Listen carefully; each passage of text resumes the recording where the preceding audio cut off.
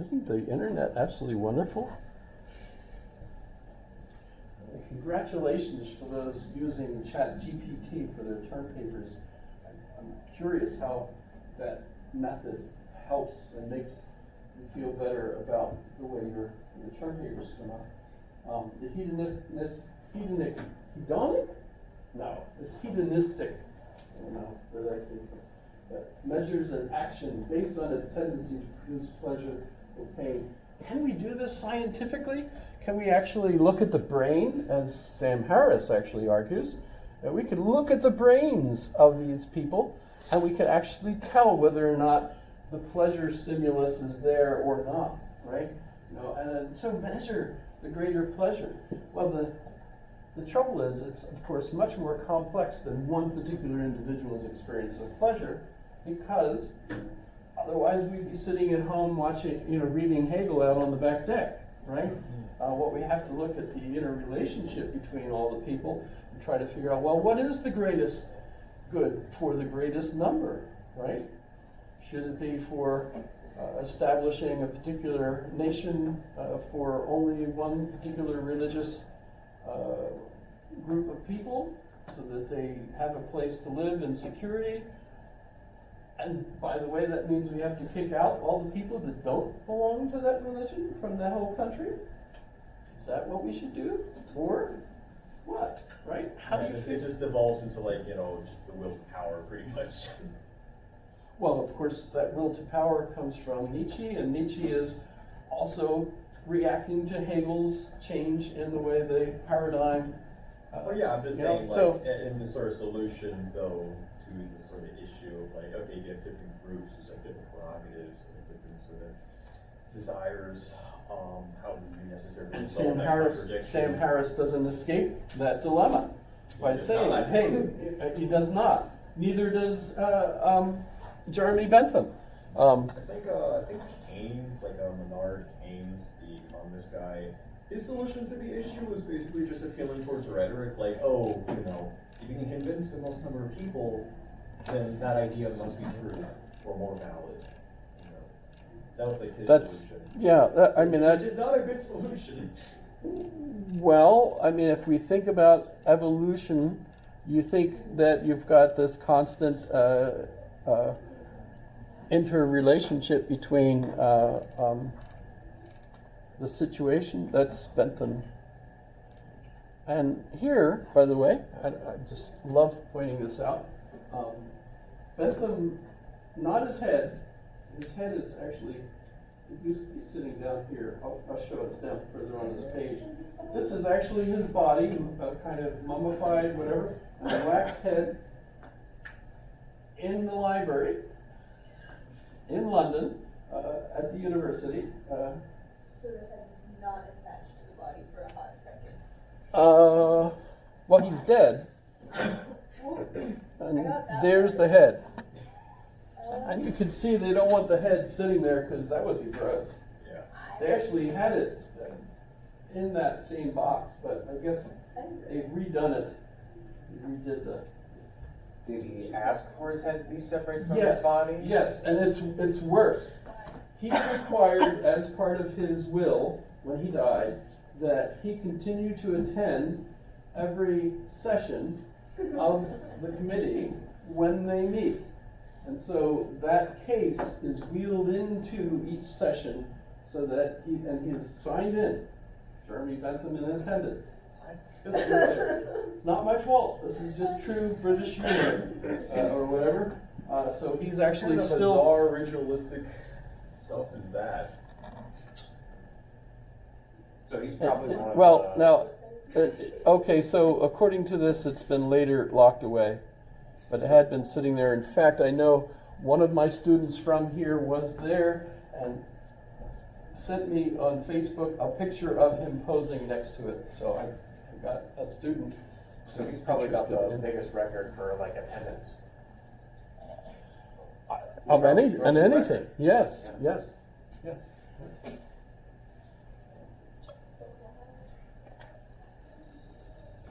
It's British. Did he ever explain why, or he was just like, you gotta do it? Well, he Just could listen. explain his head.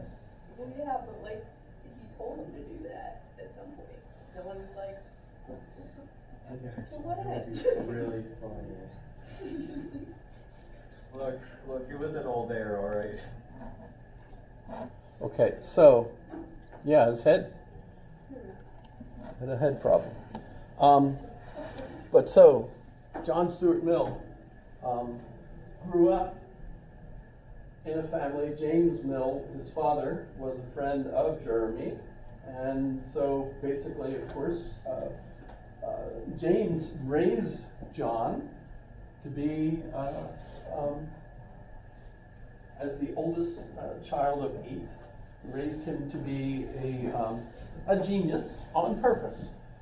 Did not inculcate religious values. Actually, he became a member of the Unitarian Church, which, by the way, is not really a church. It's kind of like a philosophy club. So, just so you know. And part of that is because, and I'll talk from my own experience here in town, the Unitarian Universalists, because they merged, because they were dying and disappearing, so they merged. And it was a good merger because neither of them believe in anything anyway. So they together they still don't believe in anything. They have principles. And as according to those principles, dolphins are members of the. I should. I'll say.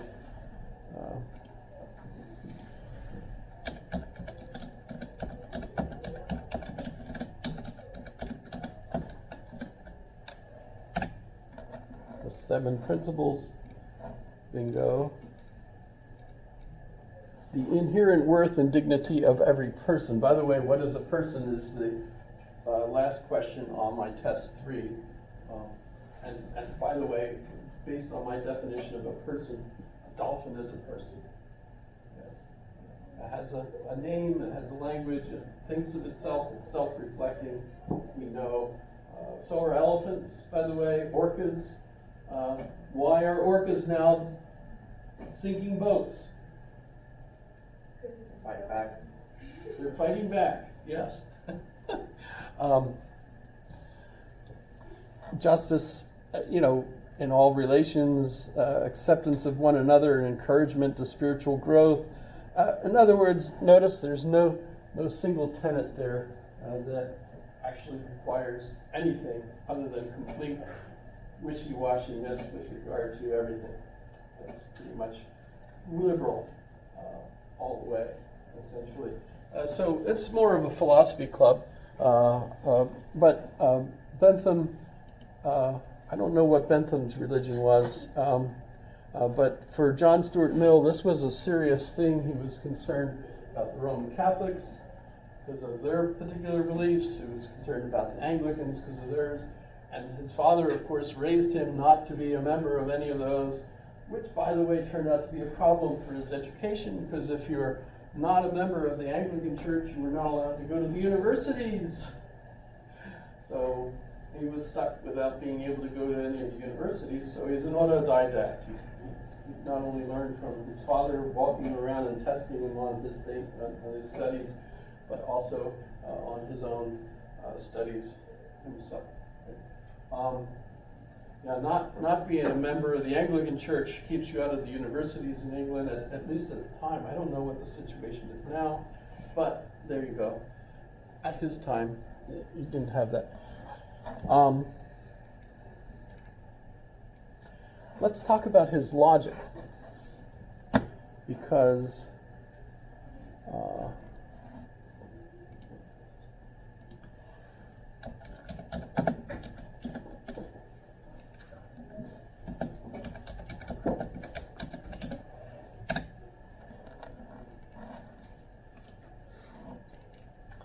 I mentioned with Aristotle we get a deductive system of logic.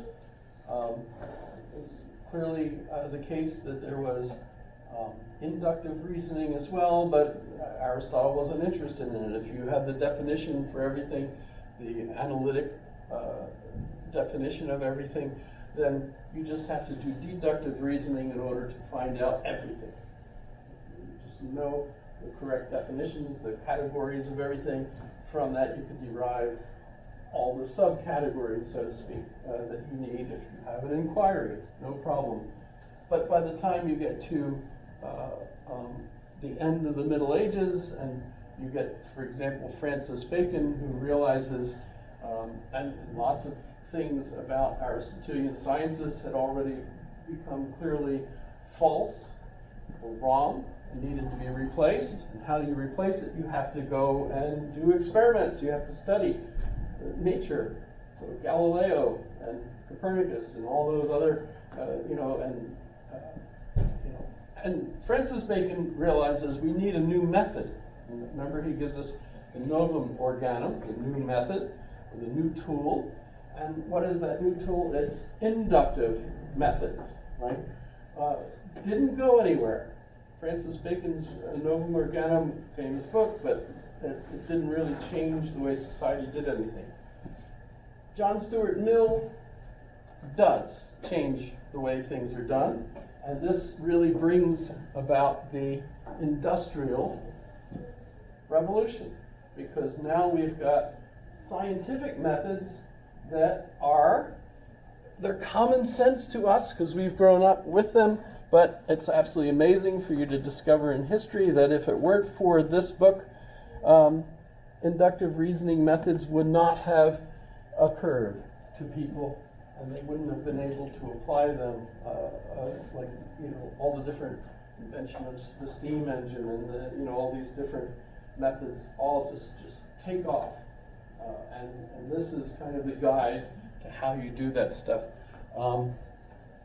And so that's an important part of what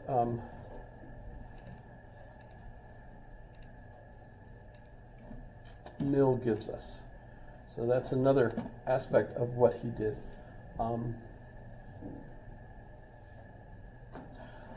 By the way, John Stuart Mill, when he was an elderly gent, was invited by the Aubreys to become the godfather for their new son, who was Bertrand Russell. So he was the godfather of Bertrand Russell. So it's kind of interesting that you get this Jeremy Bentham, who, by the way, is through other sources related to Bishop Berkeley, and then you've got Bentham influencing John Stuart Mill, and then John Stuart Mill, Russell. So there's an interesting connection between British philosophers knowing one another through all of that.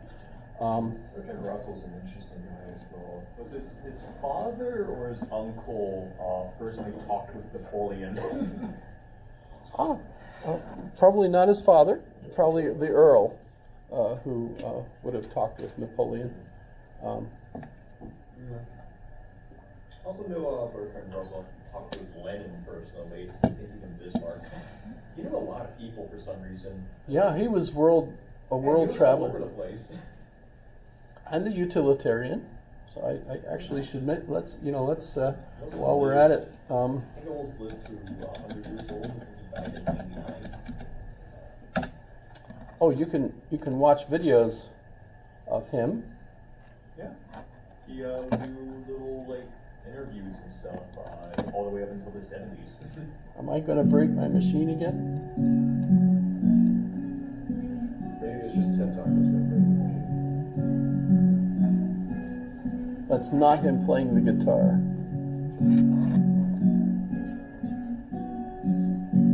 Hey, I think we'd like you to tell us what you think you have learned and what you think you will never learn in your career as a philosopher. Well, there are some things that I don't think I shall ever learn, and that indeed I hope I shall never learn. I don't wish to learn to change my hopes for the world. I'm prepared to change my beliefs about the state of the world, about what happens, but not about what I hope. About that I hope to remain constant. I think we might call the subject of our talk 80 years of changing beliefs and unchanging hopes. It's very difficult for anybody born since 1914 to realize how profoundly different the world is now from what it was when I was a child. The change has been almost unbelievable. I try as best I can, in spite of my years, to get used to living in a world of atom bombs, a world where ancient empires vanish like morning